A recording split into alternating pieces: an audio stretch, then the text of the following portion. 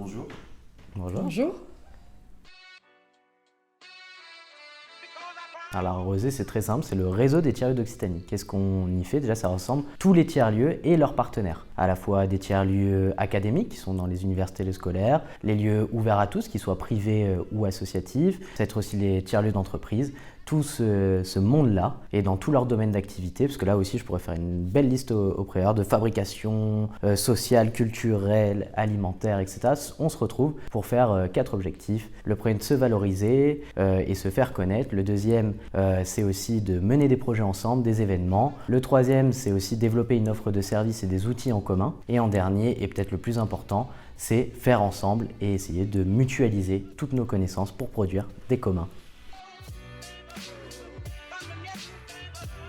En fait, la Rosée, c'est un projet collectif qui est né il y a de longues années, de nombreuses années, qui a émergé avec les acteurs du territoire Midi-Pyrénées et plus largement ensuite de toute l'Occitanie. Donc ça a commencé avec la commission télétravail au sein de la mêlée numérique qui a fédéré tous ces acteurs autour des problématiques de faire connaître déjà les tiers-lieux et puis d'acculturer parce qu'on était vraiment au démarrage de cette thématique-là et de cette offre de services. Et puis ensuite, il y a eu la région Occitanie qui s'est emparée du sujet et qui a mis des forces vives et qui a lancé l'appel à projet de labellisation des tiers-lieux qui a permis de structurer en fait un premier réseau de tiers-lieux sur le territoire de Midi-Pyrénées puis d'Occitanie avec une personne qui est Annie Facchetti qui était en charge de l'animation et du développement de ce réseau. Et enfin, ces 2 dernières années, le réseau des tiers-lieux d'Occitanie a évolué, a mûri et aujourd'hui c'est une association, comme l'a dit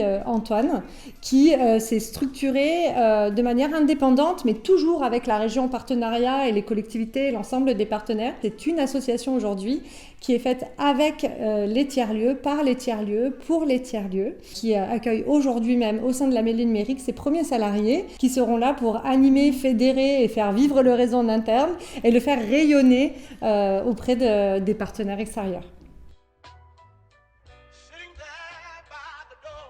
Alors qu'est-ce que ça change? En fait, c'est juste ce qu'on fait au quotidien dans les tiers-lieux, c'est qu'on contribue à changer le monde. C'est pas juste une utopie, c'est notre quotidien. On va essayer de mutualiser tous les intérêts. On va essayer de faire venir une grande diversité de population dans nos lieux et on va faire ensemble. Et ça, on le fait quand on va se connecter à plein. Et c'est toute l'idée, c'est produire du commun. On va le faire sur l'échelle de la région, mais même plus, parce qu'après on va partager avec d'autres réseaux régionaux en France, d'autres réseaux mondiaux, européens. Et ça, on le fait tous ensemble. Et qu'est-ce que ça change? C'est juste de produire du commun avec notre diversité et notre singularité. Et ça change la manière de travailler ensemble entre tiers-lieux et ça change la manière de travailler sur un territoire. Les tiers-lieux sont des projets de territoire qui répondent à des besoins de territoire. Ça améliore le diagnostic qui peut être fait. Chaque tiers-lieu, il y en a des tiers-lieux ruraux, des tiers-lieux urbains, périurbains, en quartier politique et prioritaire de la ville. Et toute cette convergence au sein d'un seul et même réseau fait qu'on va mutualiser les problématiques et apporter des solutions communes et collectives.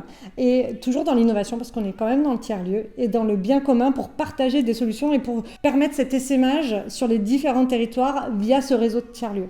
Un tiers-lieu, c'est aussi pour vous et c'est même avant tout pour vous. Il y a forcément un tiers-lieu proche de chez vous et lui-même doit appartenir à la Rosée. Et donc ce qu'on a envie de vous dire, nous qui représentons la Rosée, c'est que bienvenue chez nous, bienvenue chez vous et bienvenue à la Rosée. On se revoit très bientôt.